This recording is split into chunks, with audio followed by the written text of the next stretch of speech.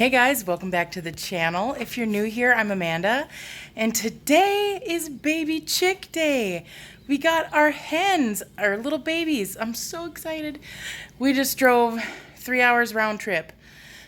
We got some baby chickens from our local hatchery. I mean, kind of local, within our state. We got I don't remember all of the breeds either because I let the girls pick some out. I'll grab the little receipt so I can tell you exactly what they are. But we just got home and I'm starting to get the brooder set up, and so I figured I would just bring you guys along with how I have been setting up our brooders, roughly how I've been setting up our brooders for the past 3 years that we've been doing this. There's a few things. It's really simple. I was extremely intimidated when we were getting baby chickens. It was kind of a spur of the moment thing in 2020. My husband's cousin hatched out a ton of chickens and was like, hey, we have a ton of extra, do you want some? And we said sure. So we had to make a mad dash to TSC, get everything that we needed. I had done research for, gosh, I had wanted chickens for like 3 or 4 years. We had a chicken coop beginning to get built. We didn't buy any chickens yet. And so we had the coop built, the one that you see all the time that the ladies are in. We had it built for the most part, but no run. And so we found a good deal on some chain link fence and a dog. It was a dog kennel with a door and everything. And we custom fit it to make the run that you see now for these ladies. And then it came with a shade tarp, and we got predator netting, so we made it safe. They free range when we're home, so we just kind of jumped into it head first. And I just needed to get over myself was what the problem was. It's not as bad as you can make yourself think it is, if that makes any sense. It's not so bad. The baby chickens are not hard to take care of and raise.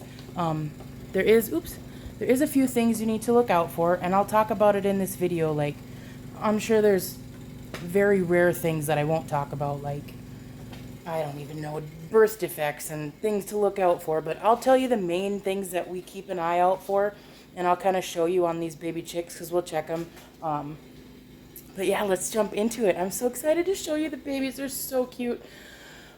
Baby chickens. I love baby chickens. Anyway, I'll show you the baby chickens and then kind of how we're going to set up the brooder. Let's go. Here are my babies. Hello, babies. Are you cold? Oh, goodness. I know. All right. I'll get your new home all set up, little babies, okay? I know. Okay. For my babies, for food and water, this is basically all I use. These fit regular mouth mason jars, as you can see here, and I got the water. And then these also fit regular mouth mason jars. Because they're so little, I'm not going to put a mason jar on it right away. These do come apart for easy cleaning. These are just been cleaned and sterilized, ready to go. I'm just going to put a little of the chick starter crumble in here. Non-medicated is what I prefer. You do your own research on what you like. We don't do medicated. So I'm going to put their crumble in here, and then when you put the baby chickens in the brooder, you're going to want to dip their beaks in the water so they know where the water's at. And then to get them to eat, you just tap into the crumbles like Mama Hen would when Mama Hen pecks. That's what teaches the baby chickens to eat. So these are another thing that a lady I watch, Appalachia's Homestead with Patera, she uses these for her baby chickens. Is it her?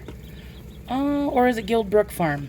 I'm sorry, I can't recall which one of those, but one of them uses this for their babies. And one packet makes a gallon of water, it says. So you can pre-mix this and put it in the fridge. I'm going to kind of convert it down since we know that that's a pint. And then I'm going to get this into the water, and I'm going to get the water set up. I'm going to get some crumbles in here. I'm going to get that in there, brooder. Brooder is right here. It's just like a water trough, rubber water water trough like you'd use for livestock. We got this at TSC, and we have one like this, and then 2 larger ones that will bring the meat birds home in, and we get those in 2 weeks. I was not going to do pine shavings this go round, but I didn't stop and grab what I needed to grab. I got the food, I got everything I needed, but I didn't grab. This year we're going to be doing, you know, the anti-slip mat that you put underneath a rug so the rug doesn't slip. I've heard and read that you can use those and then just have a couple cut out to the size that you need, and then you can wash them and change them out every couple days, every day, depending on how many chickens you have. And then you wash it, let it dry while the other one's in there, and then you just have a constant rotate, and you don't have to worry about scooping out wood shavings and anything like that. One of the things, and here's something to look for with baby chickens, is splay leg. Now they can slip. If they get scared and they try and run, they can slip on these wood shavings, and they're not bad. Newspaper can be worse. If newspaper gets wet, they can slip on that much easier. This is okay for the most part, but splay leg is when the baby chickens, their little joints are still so new that they basically do the splits, and their little, girl, I know you're hungry, calm down, and their little legs split on them, and it can be a joint issue. And I'm gonna get your food. I'm so sorry, I'm talking too much. We'll get there, okay? So let me get this mixed up. I'll get their food, and then I'll show you the heat plate. I'm not using a heat lamp. I will stress that till the day I die. Don't use a heat lamp. Invest in a heat plate. It's ceramic. It's evenly distributes the heat. It's adjustable. You'll see. But I strongly recommend using that, and do not use a heat lamp. Heat lamp in a pinch, if you got sick ones, whatever. We have a heat lamp. We just aren't going to use it. So let's get this done and get the babies in their home. And here is the heat plate that we got.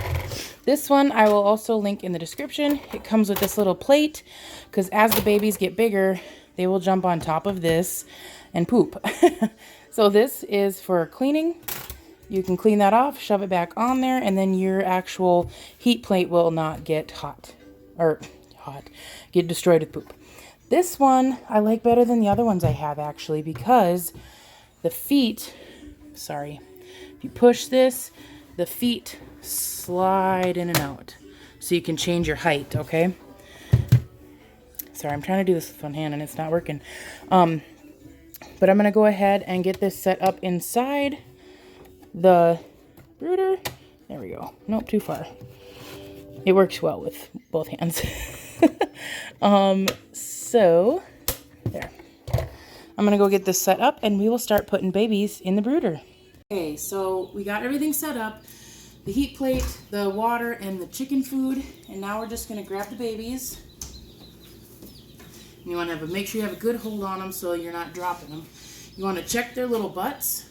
You want to check for pasty butt, because that's something that little babies can get. It's just when their poop gets runny and gets stuck to their butt. I'll talk about how to deal with that later, but now that we have our baby, you want to dip their beak.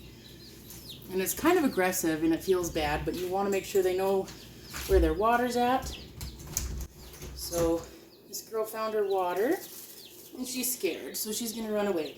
But we're going to do this with all the babies, and then I'll be right back. Okay, everybody's in there, and everybody got their beak dipped. They're kind of freaking out. It'll be okay. I might get a couple pebbles, because you don't want them to step in this water and get completely soaked. If they get their tummy soaked, it can freeze them really quick. So if you put a couple pebbles in there, or marbles, then it will keep them from getting all the way submerged. And now I'm going to try and show them where their food is. See? It's food, baby. Oh, there we go. There we go. Once one start, usually the rest will follow.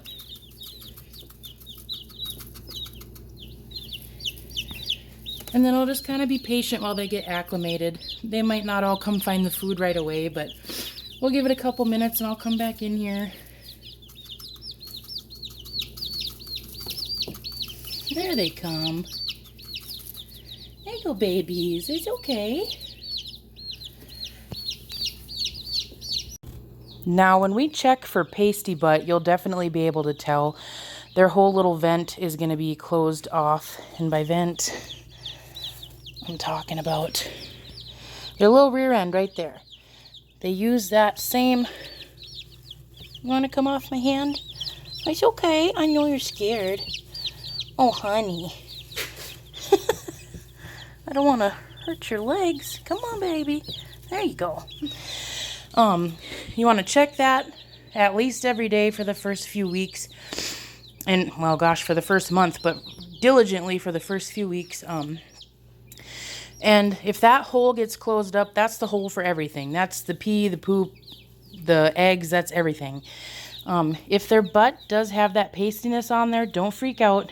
What you want to do is get the baby chick and a really warm water cotton ball. Wring out as much of the water as you can and kind of just hold that cotton ball on their bottom, and that'll start loosening up that poop. Never pull on the poop chunk. You always want to make sure you loosen it up and just kind of gently like wipe at it with the cotton ball, because if you pull on it, you could actually, they're so fragile, you could pull out their intestines. Basically, you'd prolapse their insides, and we don't want to do that. So you just want to be super careful with pasty butt. If any of these ladies get that, I will most definitely show you how to take care of that. And then splay leg was the only other thing that we really got to worry about, and so I'll just keep an eye on that with these wood shavings, and I will show you tomorrow when I swap out the shavings for that anti-slip mat. So now that we have the babies in their brooder, they're finding the heat plate not a problem. I did have to raise it up a little bit. They're taller than I anticipated, which is great. The heat plate is acting as mama hen. It's the warmth that they need. And they can kind of regulate their own body temperature in the way of being able to get out from underneath the heat plate and get farther away to cool off, or if they're cold, they can get under the heat plate. So they have that opportunity with the vicinity of, you know, there's the warm and over here is the cool, so they can use that to regulate themselves a little bit. They can't regulate themselves as in go outside and be fine with nothing. This way they can kind of have the opportunity to be warm or cool off. They're kind of wigging out right now. New home, scared, freaking out. So I'm just going to kind of keep an eye on them. It's already late. I don't know what time it is while I'm videoing. It's got to be 9:30 something. And I have work in the morning. And my little one is sick with the tummy bug, so she's not doing so hot. So if you're praying, please give a prayer for Livy. She's not feeling the best and puking. Poor baby. So I'm going to head inside. I'm going to try and have supper now.